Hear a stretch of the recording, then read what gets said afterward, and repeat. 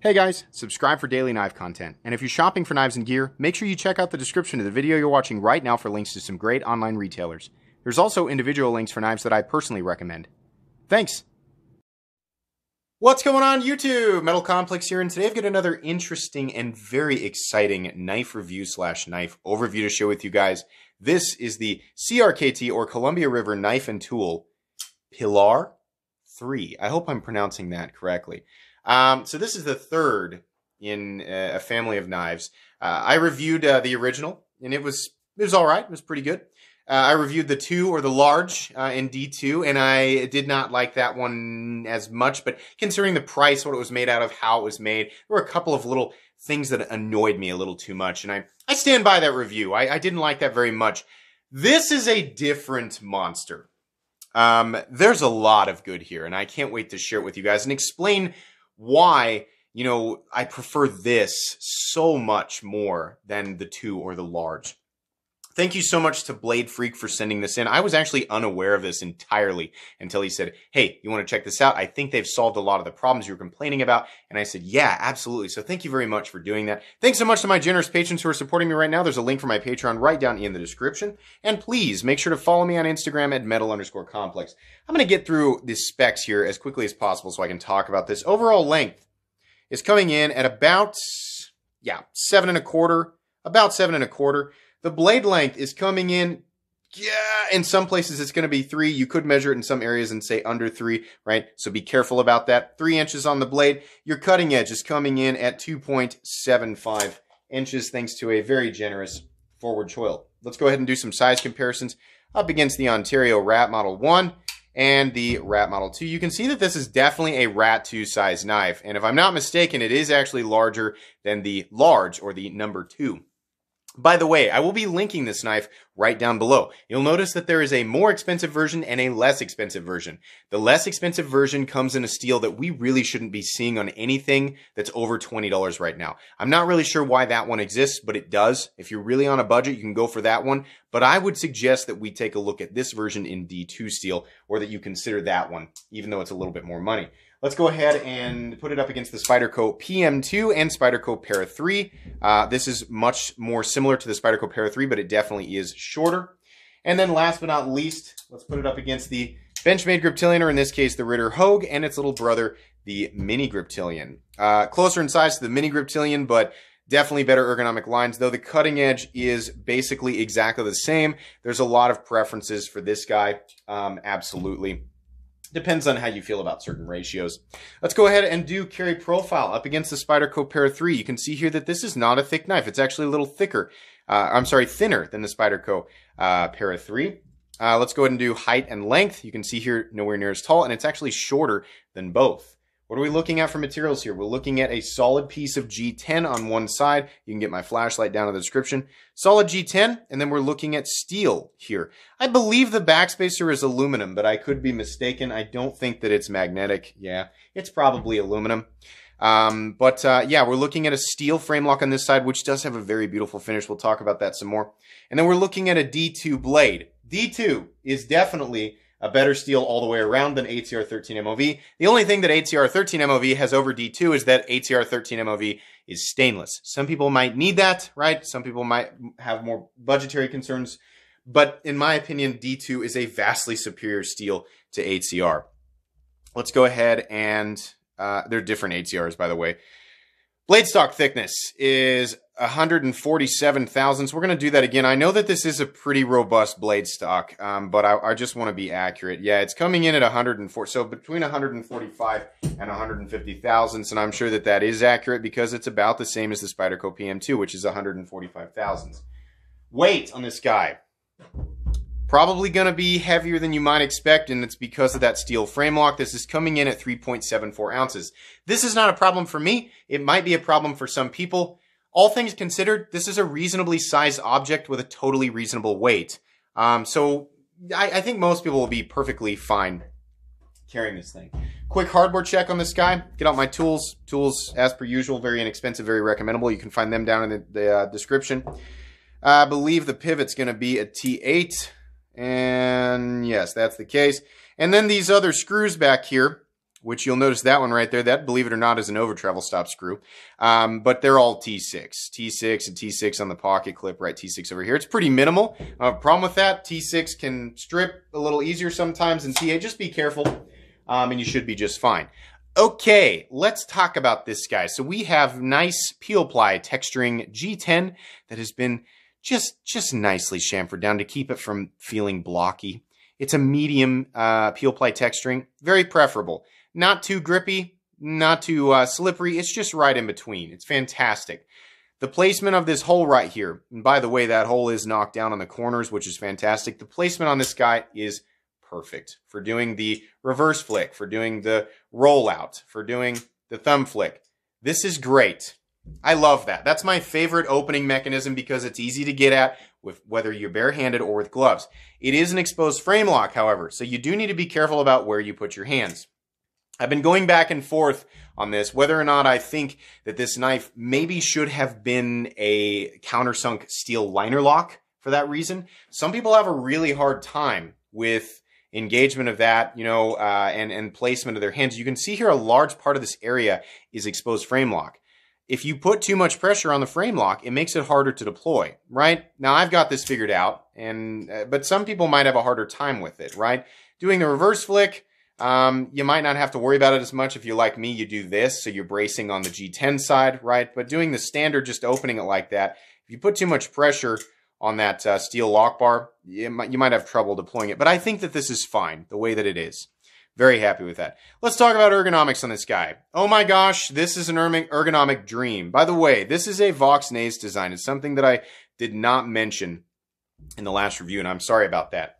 Ergonomically, this is comfort supreme. You can choke back. If you do that and your hands are about like mine, your pinky's going to be sliding off the end, but it's still reasonably comfortable. In the choked up position, this is wonderful. And because the pocket clip isn't something stupid, it actually works really well. This comes down and it has that continuous rise at the end. It's very similar to what I always talk about with the MXG Deep Carry clip on my Spyderco Para 3.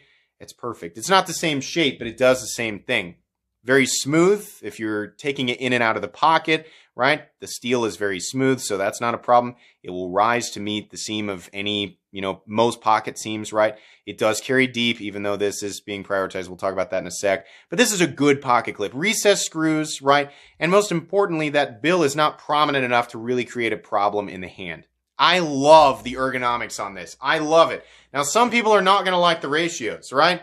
The cutting edge to overall length ratios. Some people really want to maximize the amount of cutting edge for the amount of overall knife is in your pocket. I get that.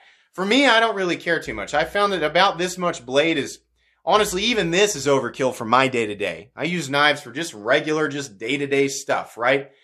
This is plenty of blade for me. I would rather have a little bit more ergonomic freedom to kind of move around and do what I want to do and be able to choke up on the thing and be comfortable while I'm using the knife in a number of different circumstances and a number of different grips.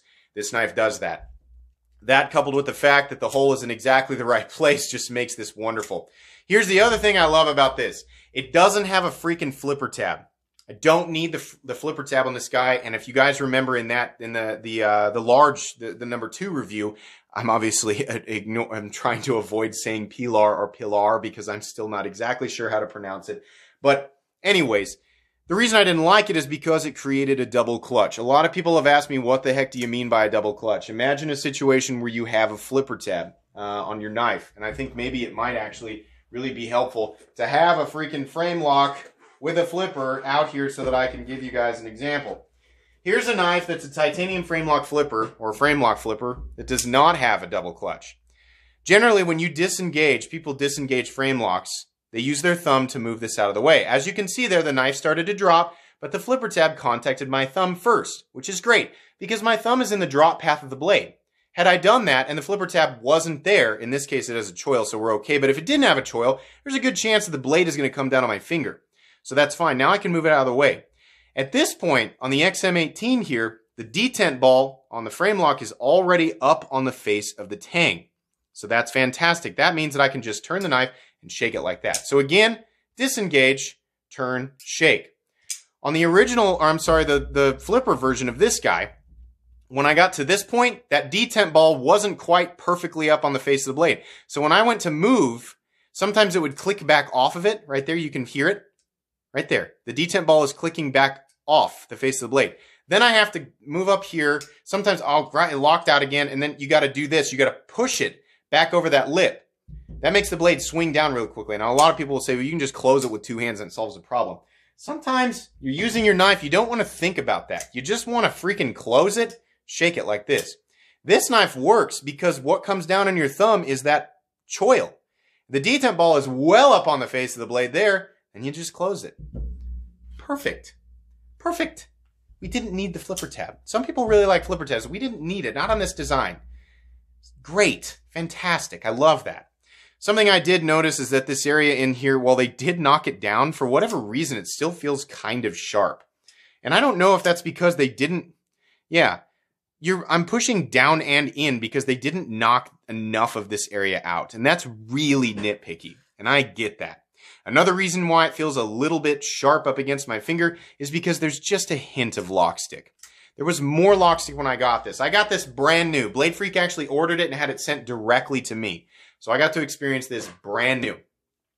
This wasn't sent by CRKT, right? It wasn't like a perfect, it was just like one that was on a shelf at Blade Ops. And they sent it to me, right? There was a hint of lock stick and there's a hint left. I've been opening and closing this thing so much, trying to get that to where, to free it up. And it has definitely reduced. I'd say it's 50% of what it was. And if I keep playing with this, I'm sure it'll come out completely. That is oftentimes just what you're going to get with an inexpensive steel frame lock. If you get to the point where this lock stick is so bad that you cannot disengage it with your fingers, that you have to use a tool, or that it just causes an immense amount of pain, you might have a problem there. But with this guy, it's largely the same thing that I say with any frame lock. Sometimes it's raw titanium lock face, sometimes it's titanium with a steel lock bar insert, and sometimes it's just a steel frame lock. Sometimes you're going to get a little lock stick. Most of the time it'll work itself out. You're just going to kind of have to use your best judgment. But that's what's going on here. I wish that this area was cut out just a little bit more, right? And I wish it didn't have any lock stick. And then I think the better job they did knocking down this area would feel even better on my thumb. But is it that big of a deal? No. Moving on here. Let's talk about the blade. This is... one thing I still don't understand is why they insist on doing such a thick blade stock. I think this thing should be like 125 thousandths max. That would make the geometry still plenty robust for what you're gonna use it for, but this would drop down to a much leaner edge. It would be much thinner. Now, don't get me wrong. This is still plenty sharp. It's very sharp, right? It'll cut, it'll slice. There's nothing in the cutting path. This is going to make, the difference between this and a blade with what I would consider better geometry. It's going to make things slightly less convenient, right? If you're going to break down thick cardboard boxes for 30 minutes, you're going to notice that geometry. If you're going to cut into a simple package or letter, you're probably not going to notice it very much, right? But this isn't adding anything like, ooh, neat, it's a little tank. Not really. It's just kind of needlessly chunky on the spine, but it's not that big of a deal. It doesn't bother me very much. The tumbled finish on this guy looks excellent. I really, really like that. I think they did a great job with that. You can see it says Pilar, Vox and Ace design, and then it has the bearing logo there, which this is definitely running on bearings. It says CRKT on this side. None of that really bothers me. They didn't put D2 anywhere on it. They just put, oh no, they did. 5317 D2. They could have just put D2 on it, but okay. It is what it is. No big deal. I think the blade is great. Plenty of robustness. Is that a word? Carried out to the tip. I wouldn't worry too much about this tip. Nice sort of sheep's footy, or is it more modified drop point? I don't know. Nice swedge up here. Flat carries out about 60% the length of the blade. This is a good blade. Not absolutely perfect, but it's good and it'll get the job done. And I don't expect much more of that from a knife that costs what this knife costs. So I'm happy with that. Show side of the pivots right here. A couple of screws right here. We do have a nice large lanyard hole for people who like lanyards. I'm not one of them, but I know there are people out there who like them. This is slightly raised up over the frame and scale, and I think that looks pretty nice. In fact, I kind of like the gold on this guy. The combination of the tumbled finish, the polished tumbling, whatever, and then you've got the gold and the black. I think it kind of looks nice. It doesn't bother me. Unfortunately, it is, for whatever reason, being prioritized over the pocket clip. Now, in this case, it's not that big of a deal because that's all the more of the knife that's hanging out of your pocket. This is a great clip. If this clip was anything less than fantastic, this would suck.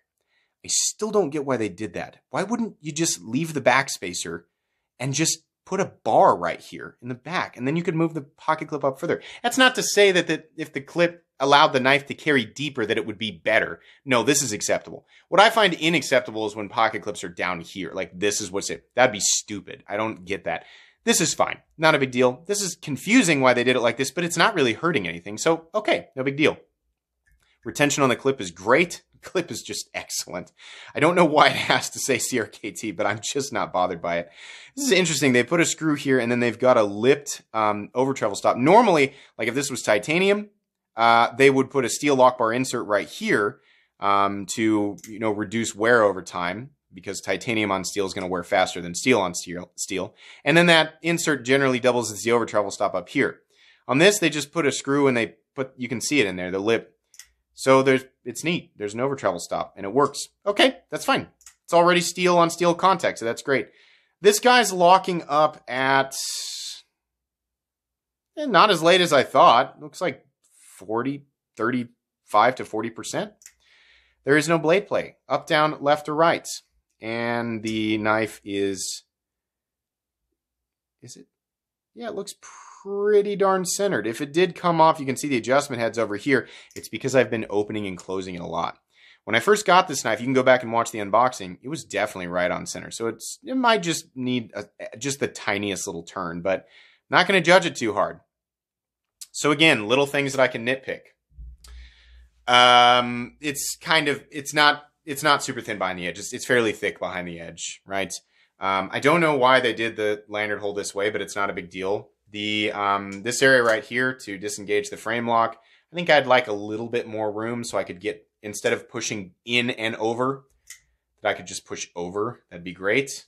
Got a teeny tiny little bit of lock stick, which I'm finding is actually working itself out even more during this review. So that's fine. I'm wondering if because of, how you manipulate this knife and, the fact that you've got to use that hole, if it would have been better as a G10 on both sides and a countersunk steel liner lock. But that's me wondering, like, would that be better? I don't know. So can I really complain about that? No. You know what, guys? This is freaking excellent. This is so much better. This is so much better than the first two. Oh my gosh. I think they really nailed it here. I think this is one of the best choices right now in this price territory. And listen, that's saying something, because this is a competitive price point. This knife comes in at about $51. I don't have a problem with that price. I'm pretty happy with it. The fit and finish on this guy is very good. I mean, functionally, this thing is very good. In fact, I would really enjoy carrying this knife, and I don't think I'd have a lot of reservations with, using it for different things. I really, really like this. And now I am somebody who prefers specifically these types of ergonomic lines, right? I like to choke up on knives. I also really like the opening hole. So if those aren't your thing, maybe you won't like this as much, but I think this is an excellent design. Any little things that I can nitpick are just that. They're little nitpicks. This, like, this is still going to make some people mad, but the large Pilar is a fully functional knife. It'll work. If you own that knife right now and you're loving it, and it's been working for you, you should just keep on loving it and ignore this next part about what I'm going to say. Before I handled this knife, my opinion of the large Pilar was that it was overrated but acceptable and just barely passing, right? This knife makes the large, or the number 2, look like absolute garbage. It makes it actually look like number 2, if you understand what I'm saying there. This is substantially more recommendable. In fact, this is a recommendable knife in general. As far as other great budget knives go, because I am going to call this a budget knife. As far as other great budget knives go right now, I think this is a serious contender. I like this a lot, and I think you should definitely consider it. This is highly recommendable. This will be going in 2 playlists, my most recommended knives playlist and my cheap knives I like playlist. Absolutely. This is wonderful, and I'm very, very happy with it. Check out links for this guy right down below, as well as the entire Pilar family. And CRKT knives in general, if you'd like to check out what else they've got going on. That's going to be pretty much it. This was fantastic. I was very happy to talk about this. It's nice to see some major redemption in this family, right? Whereas beforehand, it was just, the first one was just meh, and the second one was meh, right? So this is great. I'm happy to do this. Please make sure to follow me on Instagram at metal_complex. If you enjoyed this video, please leave a like. If you'd like to check out my other content, I do, of course, have lots of videos of knives that are either expensive or inexpensive that I do or don't like, so check those out. And if you enjoy all my content, go ahead and click on that Metal Complex logo right there and subscribe because there's definitely more coming. Thanks again for watching, everybody, and have a great day.